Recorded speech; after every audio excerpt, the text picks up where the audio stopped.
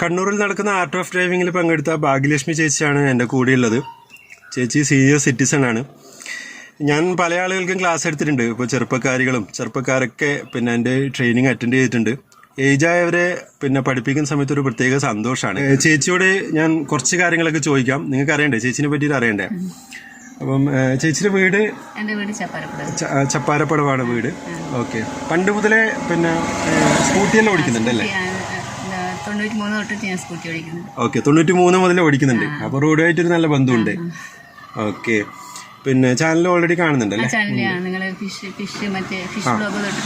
കാണുന്നുണ്ട്. ഫിഷ് ഫാമിങ്ങിന്റെ ഒക്കെ വ്ളോഗ് നമ്മൾ ആദ്യം ചെയ്തിരുന്നു. ഇപ്പം ചില ആളുകൾക്കൊന്നും ഇതൊന്നും അറിയുന്നുണ്ടാവില്ല. കാരണം എന്താ വെച്ചാൽ നമ്മൾ ആദ്യം സ്റ്റാർട്ട് ചെയ്തത് ഫിഷ് ഫാമിങ്ങിന്റെ വീഡിയോസ് ആയിരുന്നു. അപ്പം മുതലേ ചേച്ചിയെല്ലാം കാണുന്നുണ്ട്.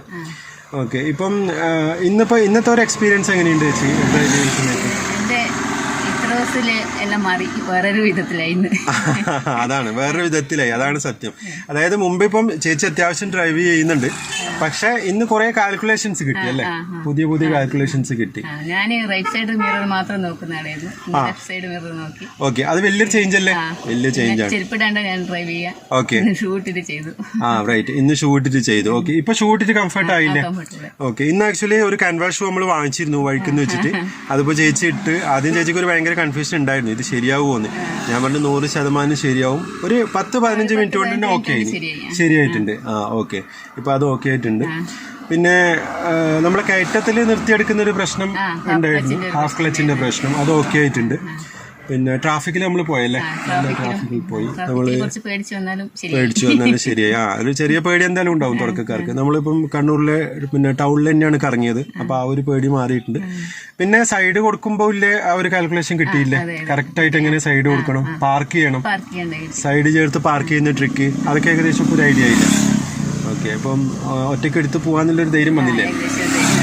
ധൈര്യം വന്നു. ഒക്കെ പ്രാക്ടീസാണ്. ഇപ്പം എനിക്ക് വേറൊന്ന് പറയാനുള്ളത്, ചേച്ചിയുടെ ഈ പ്രായത്തിലെല്ലാം ഡ്രൈവിങ്ങിനോടുള്ള ഒരു ക്രേസ് കൊണ്ട് വരുന്നത് ഭയങ്കര കാര്യമാണ്. എന്താ വെച്ചാൽ എല്ലാവർക്കും പറ്റാത്ത കാര്യമാണ്.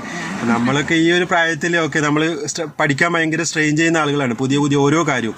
പക്ഷെ ചേച്ചിയെല്ലാം ഇപ്പോൾ ഈ ഒരു പ്രായത്തിൽ വണ്ടി പഠിച്ച് റോട്ടിലൂടെ എടുത്ത് പോകാൻ വേണ്ടി പോവുകയാണ്. അപ്പം അതിനൊക്കെ എന്താ പറയണ്ടേ, ശരിക്കും ചേച്ചീനെല്ലാം അപ്രീഷിയേറ്റ് ചെയ്യണം. ചേച്ചിയുടെ ഏജിലുള്ള ഒരുപാട് ആളുകളുണ്ട്, അവരൊക്കെ പിന്നെ ഈ ചേച്ചീനെ കണ്ടിട്ട് മാതൃകയാക്കണം എല്ലാവരും. നിങ്ങളൊക്കെ പിന്നെ ചിലപ്പോൾ മക്കളെയൊക്കെ വിശ്വസിച്ചിട്ടായിരിക്കും വീട്ടിലിരിക്കുക അല്ലേ?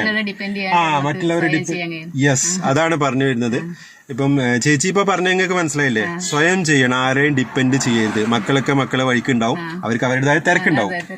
അവരൊന്നും ബുദ്ധിമുട്ടിക്കാണ്ടെന്ന് വിചാരിച്ചിട്ട് ഇപ്പൊ ചേച്ചി സ്വന്തം ഡ്രൈവ് ചെയ്ത് പോക്കിയായി.